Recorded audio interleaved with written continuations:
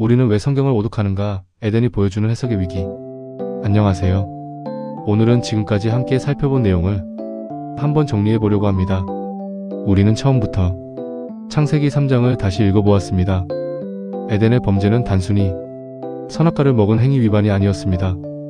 그것은 하나님이 세우신 기준과 질서를 떠난 사건이었고, 자기 판단을 하나님의 말씀보다 앞세운 사건이었고, 결국 하나님 앞에서 숨게 되는 반역의 사건이었습니다. 그런데 우리는 왜 이 본문을 그렇게 자주 놓칠까요? 왜 많은 경우 창세기 3장을 읽으면서도 정작 본문이 말하는 중심에는 도달하지 못할까요? 오늘은 그 이유를 우리는 왜 성경을 오독하는가라는 질문으로 모아보겠습니다. 오독은 단순히 공부를 덜해서 생기는 문제만은 아닙니다. 물론 성경을 더 배우고 배경을 더 알고 문맥을 더 살피는 일은 중요합니다. 그러나 오독의 더 깊은 문제는 지식의 양에만 있지 않습니다. 오독은 종종 읽는 자리의 문제에서 시작됩니다.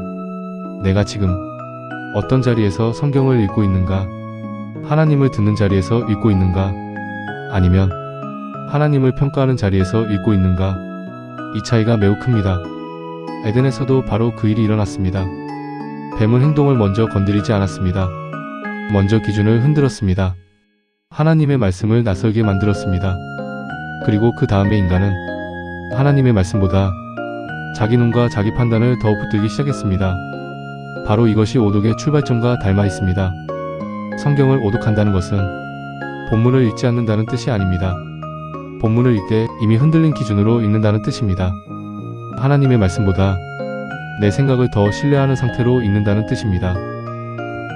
그래서 오독은 단지 머리의 실수가 아닙니다. 그것은 존재의 방향과 연결된 문제입니다. 사람은 성경을 읽으면서도 얼마든지 자기 기준을 유지할 수 있습니다. 본문을 펼쳐놓고도 사실은 자기 생각을 확인하려고만 읽을 수 있습니다. 하나님의 뜻을 들으려 하기보다 내가 옳다는 확신을 더 붙들 수 있습니다. 그럴 때 성경은 하나님의 음성이 아니라 내 생각을 비추는 거울로 변해버립니다. 그리고 바로 거기서 오독이 시작됩니다. 우리는 이것을 창세기 3장에서 이미 보았습니다. 하와는 하나님의 말씀을 기준으로 붙들지 않았습니다. 그 나무가 보암직하고 먹음직하고 지혜롭게 할 만큼 탐스럽게 보인다는 자기 눈의 판단이 앞에 섰습니다. 아담은 하나님보다 다른 관계를 앞세웠습니다. 그리고 그 결과 둘 다 하나님 앞에서 숨었습니다. 이 흐름은 오늘 우리가 성경을 오독하는 방식과도 닮아 있습니다. 하나님의 말씀보다 내가 더 그럴듯하다고 느끼는 해석을 붙듭니다. 본문의 문맥보다 내가 이미 가지고 있던 생각을 더 앞세웁니다. 성경 전체보다 내게 필요한 부분만 잘라서 읽습니다. 그리고 결국 하나님이 말씀하시는 성경이 아니라 내 생각을 정당화하는 성경을 만들게 됩니다. 그래서 성경을 오독하는 문제는 언제나 두 가지 방향으로 나타납니다. 하나는 죄를 축소하는 것입니다. 다른 하나는 하나님을 오해하는 것입니다. 에덴의 범죄를 행동 하나의 위반으로만 읽게 되면 죄는 점점 가벼워집니다. 죄가 축소됩니다. 그 정도 행동이 왜 문제인가?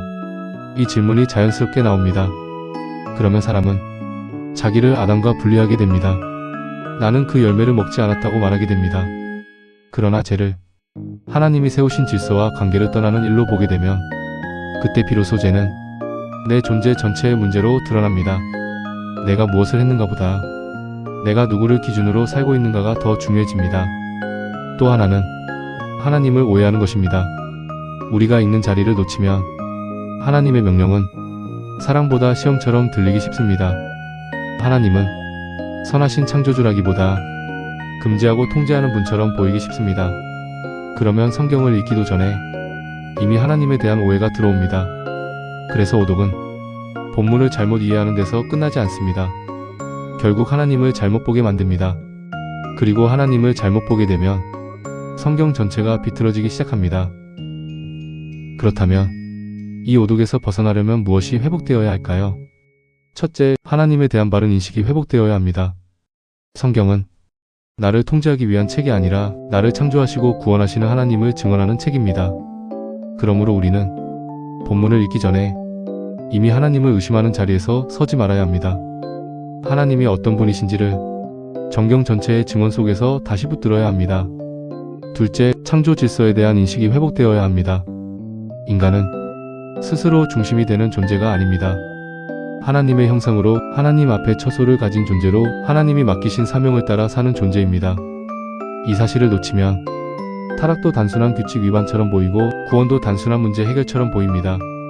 그러나 이 사실을 붙들면 타락은 제자리 이탈로 구원은 회복으로 보이기 시작합니다. 셋째, 정경적 읽기가 회복되어야 합니다. 성경은 낱개 본문들의 모음이 아닙니다. 창조에서 타락으로, 타락에서 구속으로, 구속에서 새 창조로 이어지는 하나의 큰 흐름을 가지고 있습니다. 따라서 우리는 한 본문을 읽을 때도 그 본문이 전체 안에서 어디에 놓여 있는지를 보아야 합니다. 그렇지 않으면 본문은 금세 평면적으로 읽히고 오독은 더 쉬워집니다. 넷째, 문학적 감각이 회복되어야 합니다. 성경은 반복하고 대조하고 병치하고 에코를 만들고 독자를 다른 본문으로 다시 불러냅니다. 이 장치들을 놓치면 본문은 금세 얇아집니다. 에덴의 사건도 그렇게 됩니다. 그러나 이런 장치들을 따라가면 본문이 어떻게 더 큰 의미를 여는지 보이기 시작합니다. 결국 성경을 바로 읽는다는 것은 단지 해석 기술을 익히는 일이 아닙니다. 그것은 내가 다시 하나님 앞에 바른 자리로 서는 일과 연결됩니다. 이 말은 매우 중요합니다. 성경을 바로 읽으려면 정보만 더 필요한 것이 아닙니다. 물론 정보도 필요합니다. 그러나 그보다 더 깊이 필요한 것은 정렬입니다. 하나님 앞에서의 정렬입니다. 내 판단을 내려놓고 하나님의 말씀을 기준으로 받으려는 마음, 하나님을 평가하기보다 하나님께 들으려는 태도, 본문 위에 내 생각을 얹기보다 본문이 나를 판단하도록 내어드리는 자세, 바로 이것이 회복되어야 합니다.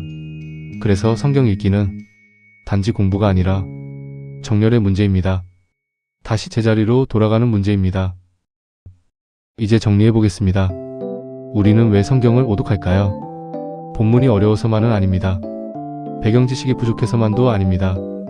더 깊게 보면 우리는 이미 흔들린 자리에서 읽고 있기 때문입니다. 하나님의 말씀보다 내 판단을 더 신뢰하는 자리에서 읽고 하나님을 듣기보다 하나님을 평가하는 자리에서 읽고 정경의 큰 흐름보다 내게 필요한 조각만 붙들기 때문에 성경을 자꾸 오독하게 됩니다.